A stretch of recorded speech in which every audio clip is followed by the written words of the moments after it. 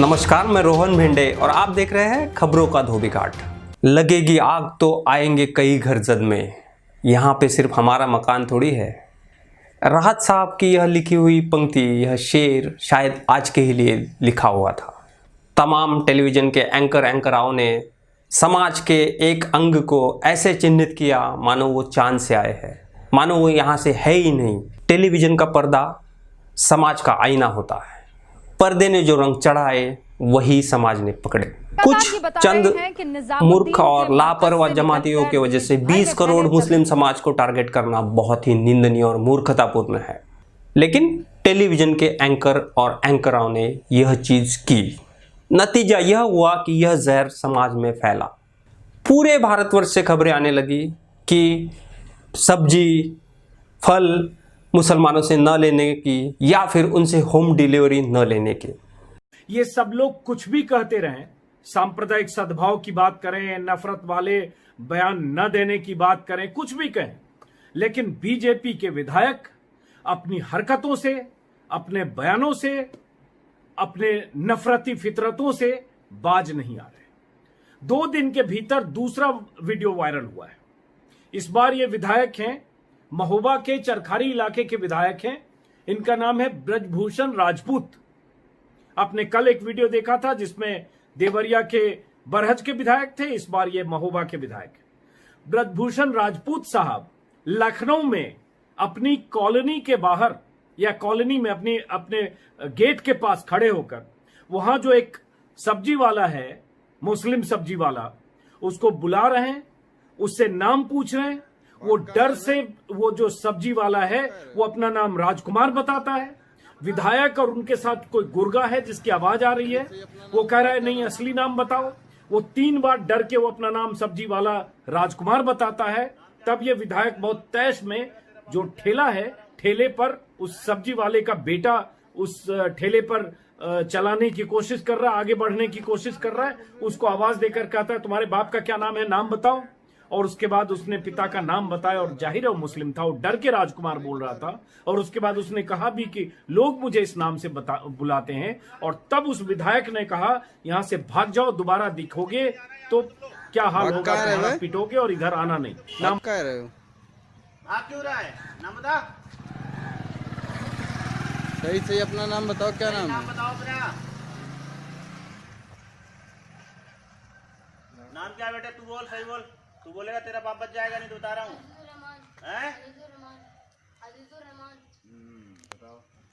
साला झूठ बोल रहा था मुसलमान क्या बोल रहे बे? अरे भैया राजकुमार से बोलते रहते हैं। जब नाम पूछा जा रहा है तुम्हारा, क्या नहीं बता रहे हो? छोड़ दिया, अब नहीं करेंगे। चलो अबे साले झूठ क्यों बोलता है तू? हम अब नहीं करेंगे। बस्ती में दिख नहीं जाना यहाँ पे तुम लोग, आज के बाद दिख नहीं जाना तुम लोग, नहीं तो मार के ठीक कर देंगे। यह वही चीज थी जो हम हमारे समाज में बो रहे थे जहर की तरह। हमारे एंकरों ने इनके लिए और एंकरों ने इसके लिए बहुत ज्यादा मेहनत की है। मूर्खता की कोई सीमा नहीं होती है। अरब देश में रहने वाले कुछ भारतीय मूर्खों ने यह मूर्खता वहां भी दिखाई। उन्होंने अपने ट्विटर हैंडल पे समाज पर, मुस्लिम समाज पर टिप्पणी करते हुए नस्ल भेदी और गंदी गंदी बातें लिखी। सिर्फ वहां के लोगों ने नहीं तो हमारे यहाँ पे जो भाजपा के एक युवा नेता और लोकसभा में जो बेंगलुरु से एमपी है, उन्होंने अरब देशों की महिलाओं पर नस्ल भेदी टिप्पणी करते हुए ट्विटर पे लिखा। नतीजा क्या हुआ? नतीजा यह हुआ कि यह जो आग हमने हमारे घर में लगाई थी, यह आग पूरे देश में और विदेशों में फैल गई। सऊदी के राजा ने वहाँ पे जो भारतीय मुस्लिम विरोधी टिप्पणियाँ कर रहे थे, उनके ट्वीट को कोट करते हुए लिखा कि यह देश मुस्लिम का है, यहाँ कूड़ा करकट फैलाना मंजूर नहीं, अपना सामान बांधो और भारत चलते बनो। वही सऊदी की राजकुमारी अल हिंद ने तो इसके आगे भी जाके एक कदम रखा। उन्होंने हमारे जो एमपी है तेजस्वी सूर्या, उसके ट्वीट का स्क्रीनशॉट शेयर करते हुए नरेंद्र मोदी जी को कोट किया और उनको यह विनंती की कि इस एमपी को तत्काल बर्खास्त किया जाए। शायद यह पहला मौका होगा कि किसी विदेश के नागरिक ने या फिर किसी विदेश के मान्यवर ने हमारे एमपी को बर्खास्त करने की बात कही, लेकिन यह आग हमने ही लगाई थी तो हम तक आनी ही थी। राजकुमारी आलिहन यहाँ ही नहीं रुकी, उन्होंने इससे आगे जाके सारे जो देश है इस्लाम के या मानने वाले या फिर मुस्लिम मेजॉरिटी जो स्टेट है उनको इस्लाम फोबिया के खिलाफ और इस्लाम विरोधी घटनाओं के खिलाफ अपना आवाज बुलंद करने के लिए बोला। Prime Minister Narendra Modi also had to put a message out there on Twitter. We saw the Indian ambassador to UAE, Ambassador Pawan Kapoor, also try and douse these communal flames. I think these. Do you think that these messages would have gone down, trickled down to the necessary audience, that there would be some damage control that can be done? Yes. उन्होंने तमाम television channel को interviews दिए, private channels को private interviews दिए। उन्होंने भारत की जो विशेषताएं है उसको गाया। उन्होंने बताया कि वो भारत में कैसे एंजॉय करती है। उन्होंने बताया कि भारत का खाना मैं कितने सलीके से एंजॉय करती हूँ, लेकिन उनको जो दुख हुआ वो उनकी हर टिप्पणी से दिख रहा था। Yes, I think the leaders should be the examples. I am not a leader. I'm just a woman. I'm a human being. And I don't expect the repercussions which have happened recently, but I'm happy that I am a pacified voice. I am the voice of the oppressed, if you may say. But here in the Emirates, as I mentioned earlier, it's a crime to speak hate, to speech hate. Hate speech is a crime, whether you are Indian or Emirati. I mentioned earlier, I even mentioned on my Twitter feed that there have been people from Muslims and Hindus both sent to prison, or like the Karalitan was pardoned because I think his action or his tweet was a peaceful one or not so serious. So, Right. But the one I tweeted about, he insulted the very cultural and religious fabric of the country, which he says he made his millions out of. That is, I felt violated. I felt deeply insulted. He does not represent the Indians I'm familiar with. Every Emirati here is not afraid of the Indians. We like them so much. They never have any trouble getting a visa to come to this country.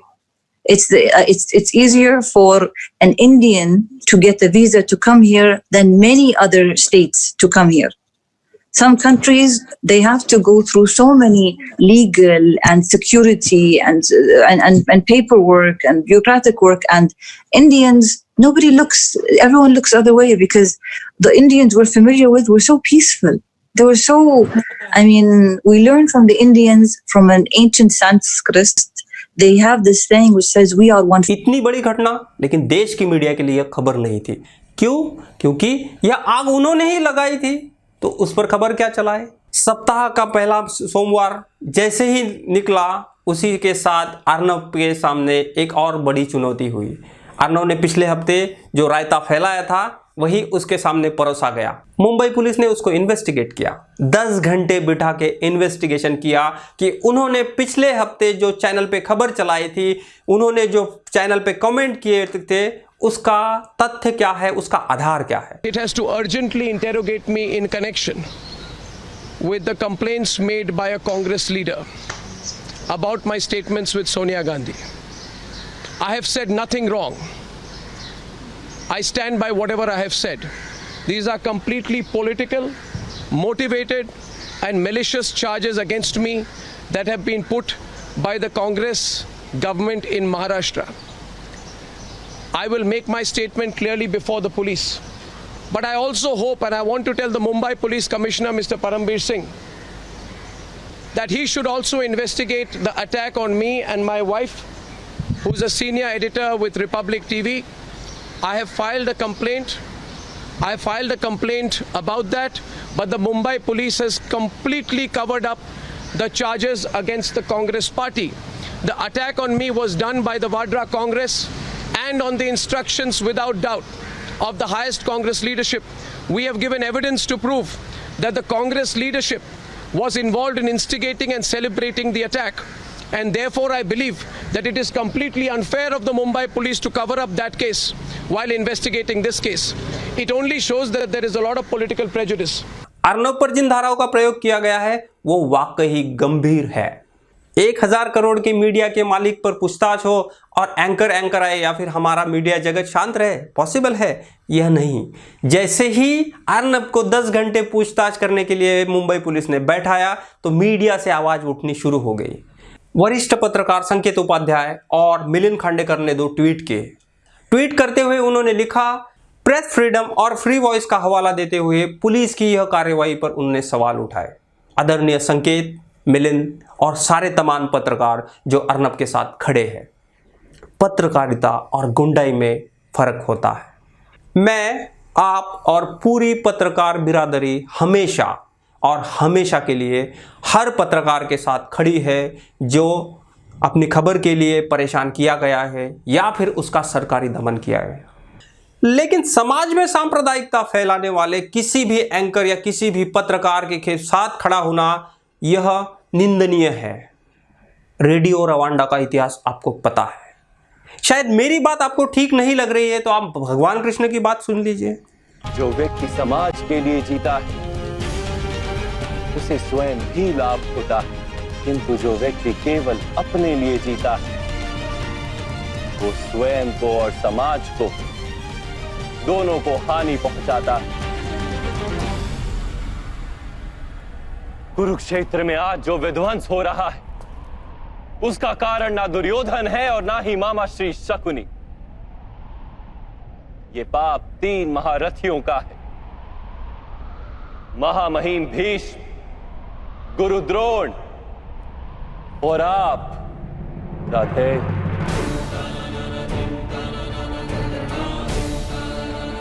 आप तीनों ने यदि अपने माने हुए धर्म का त्याग करके समाज के कल्याण का विचार किया होता, दुर्योधन को सहायता नहीं दी होती, तो ये युद्ध ही नहीं होता। तो कितने जीवन सुख से भर जाते। आपके पास संभावना भी थी, सामर्थ्य भी था और उस पीड़ा का अनुभव भी था, किंतु आपने अपना जीवन उन्हें समर्पित नहीं किया।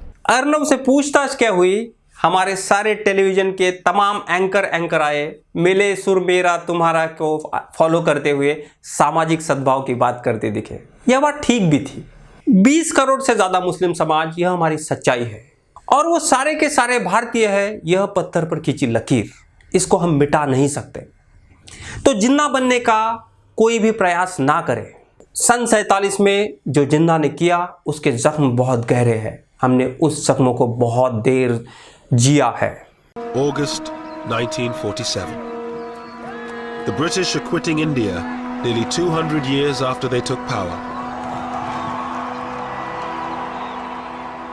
One of the largest, most ethnically diverse nations in the world has been divided. किसी से घृणा करना हमें अंदर से कमजोर बनाता है, तो किसी से घृणा मत कीजिए। अगर हम समाज में यह जहर फैलाएंगे तो यह जहर हमारे साथ भी आएगा। आपको अगर किसी के विचार फॉलो ही करना है तो राजा राम मोहन राय जी के कीजिए, जिन्होंने समाज में और समाज के हर अंग में सुधार की बात की थी। मैं यह मानता हूं कि मुस्लिम समाज में सुधार की जरूरत है। कुछ बुनियादी प्रॉब्लम है जिसे हमें मिलजुल कर सामने आकर डिस्कस करना पड़ेगा और उन प्रॉब्लम के सामाजिक सॉल्यूशन ढूंढना पड़ेगा। तो मिल बांट कर रहिए, समाज में जहर मत फैलाइए और एंकर आए जो जहर फैला रहे हैं उससे दूर रहिए। हाँ, अर्नब को गेट वेल सुन कहना मत भूलिएगा, क्योंकि वो बीमार है। आप गेट वेल सुन कहेंगे तो शायद वो ठीक हो जाए। मुझे एक बात बताइए, जिन्होंने ये किया है क्या वो खुद इस चीज को इन्वेस्टिगेट कर सकते हैं? क्योंकि पुलिस कर्मियों का हाथ है, पुलिस कर्मियों का हाथ है इस पूरे पालघर के मामले में, लिंचिंग में। तो अगर महाराष्ट्र पुलिस की लिंचिंग उन्होंने करवाई है तो ये कैसे संभव है कि महाराष्ट्र पुलिस अपनी ही तहकीकात खुद करेगी? क्या ये संभव है? अपना फ्रेंड कोमा में चले गए, उसको राइट और रॉन्ग कुछ समझ में नहीं आ रहा। वकील बोला बेईमानी एक बीमारी है, जिसको लगी उसकी लगी। तेरे को आइडिया नहीं है कि तू कितना बीमार है। अपन तेरी बीमारी मिटाएगा। जब तक तू गेट वेल सून नहीं होता, अपन तेरे साथ ही रहेगा। तो फिर मिलते हैं यहीं पे द इंडिया बुलेटिन पे कुछ नई खबरों के साथ अगले हफ्ते। तब तक के लिए नमस्कार। हाँ, जाने से पहले मेरा यह शो कैसा लगा कमेंट बॉक्स में जरूर बताइए और सब्सक्राइब करना न भूलिए। Subscribe now and press the bell icon. Never miss an update.